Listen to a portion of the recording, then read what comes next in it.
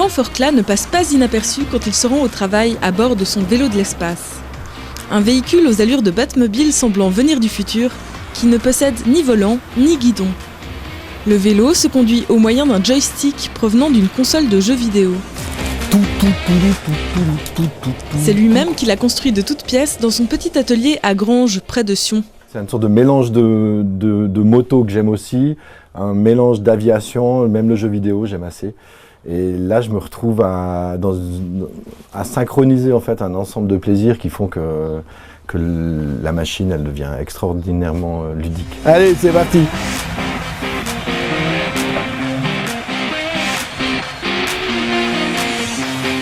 Alors à la base, c'est un assemblage de deux vélos. Ici à l'avant, c'est un vélo d'enfant et derrière, c'est un VTT. Je les ai couplés ensemble.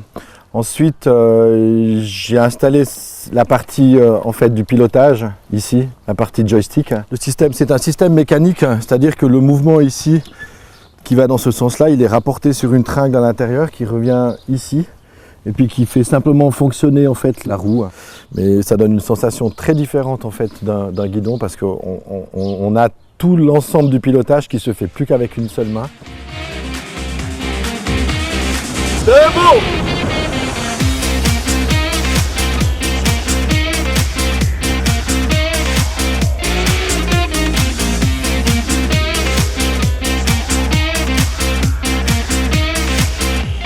J'ai beaucoup de plaisir parce que ça ressemble passablement au rêve que je m'en étais fait.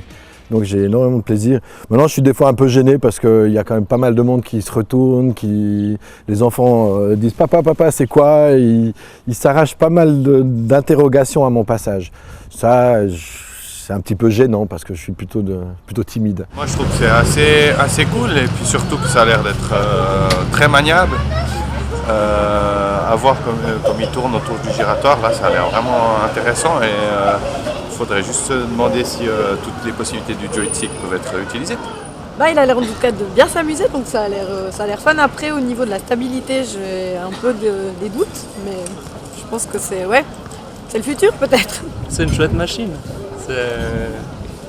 J'ai vu en fait que c'est lui qui l'a construite de A à Z, donc je trouve que c'est vraiment génial d'être créatif comme ça et puis pour voir après le marché qu'il y a. C'est une bonne idée, pourquoi pas, c'est pratique. Faut voir aussi peut-être le prix et pour que ça soit accessible peut-être à tout le monde aussi. Yvan Forclaz est le premier à avoir eu l'idée d'un tel système de pilotage qu'il a fait breveter. Toutefois, la commercialisation de son invention n'est pas sa priorité. S'il a construit ce vélo, c'est avant tout pour y prendre du plaisir.